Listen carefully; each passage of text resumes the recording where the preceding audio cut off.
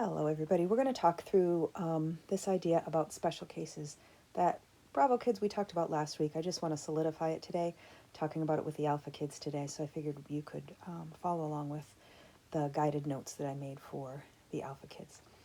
So play along as we fill in some notes here, okay? It says when we solve linear equations with one variable, most of the time the equation has, well, that equation should have one solution. For example, find the equation to this solution showing all your work. So pause here. I want you to work out that equation and figure out what x is. You may or may not use all those lines. Hit pause. Yes, hit pause. Yes, I mean you. Hit pause right now and solve that equation for me. Yes, I did mean you. I am watching you. Hit pause, solve the equation. And here are the steps that I did to solve that equation. I distributed the 2.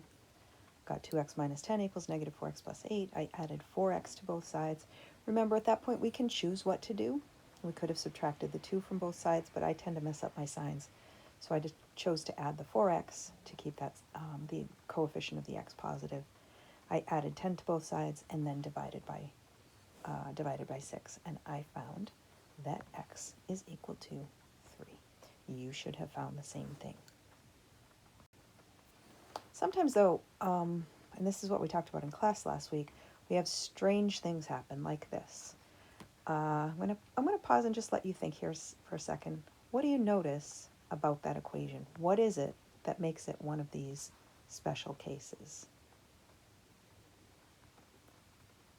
And what we notice is that, look, we have that 3x on this side and the same 3x on this side, and their signs are the same, right? They're both positive 3x or plus 3x. So to solve this equation, we would subtract 3x from both sides.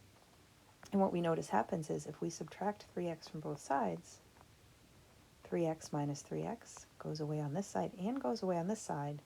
What ends up happening is the variable is gone. So that's when that happens, this is when we get these special cases. The variable went away, and what we were left with was that negative 5 equals 7. Like we said in class last week, that's not true. It's never going to be true. This is called a false statement. And when that variable goes away and we end up with this false statement, we know there's no value that will make that equation true. There's no value that's going to balance off this equation. So think about what that means. The original equation was 3x minus 5 equals 7 plus 3x. No matter what we substituted in for x, if you multiply it by 3 and take away 5, on the left and multiply by 3 and add 7 on the right, we're never going to get the same thing, right? We're doing two different things to the same number. We'll never get the same thing. And what we write in such for an answer for such an equation is we write no solution. We write those words out, no solution. And then we have that other special case that we talked about in class as well. Here's an equation. Why don't you pause here? Yes, pause, hit pause, solve this one. Hit pause, solve this one.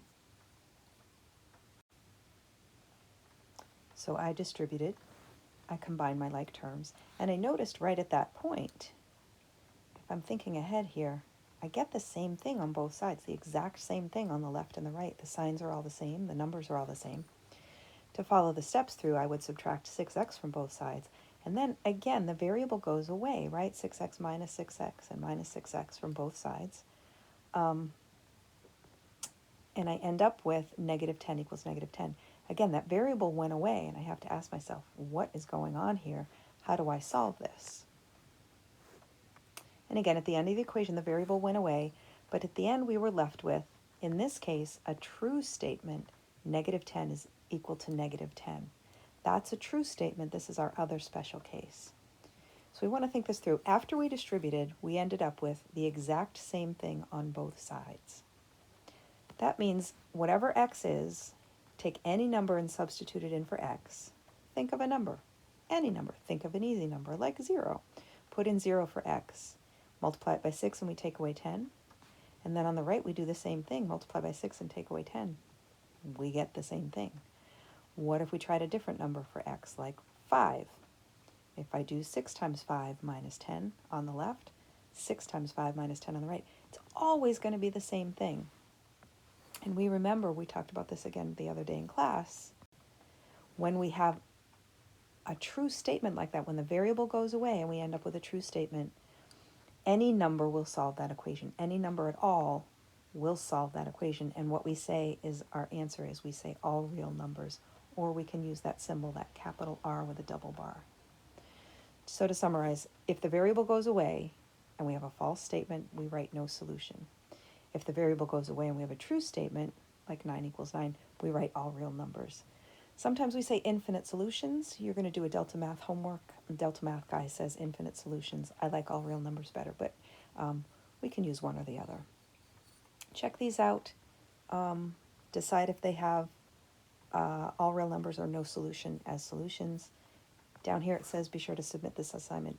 You do not need to submit that assignment. You do, however, now need to jump over to Delta Math, and there's 10 quick problems about these special cases. Okay, that is due tomorrow, and I will see you in Zoom on Wednesday. Have a wonderful, marvelous Monday.